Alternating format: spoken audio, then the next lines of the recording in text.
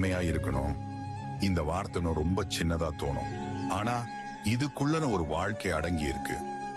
நான் உண்மையா இருக்கணும். யாருக்குன்னு சொல்ல தேவையில்லை. உலகத்துக்கா, குடும்பத்துக்கா, கடவுளுக்கா, உங்களுக்கே.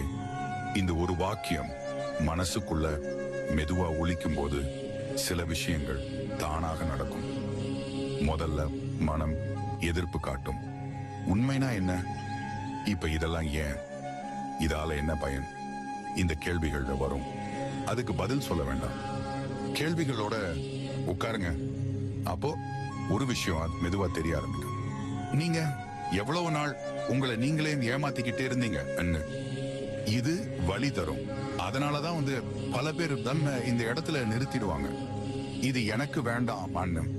ஆனா இதே இடத்துலதான் சிவ வழிபாடு உண்மையா ஆரம்பிக்குது.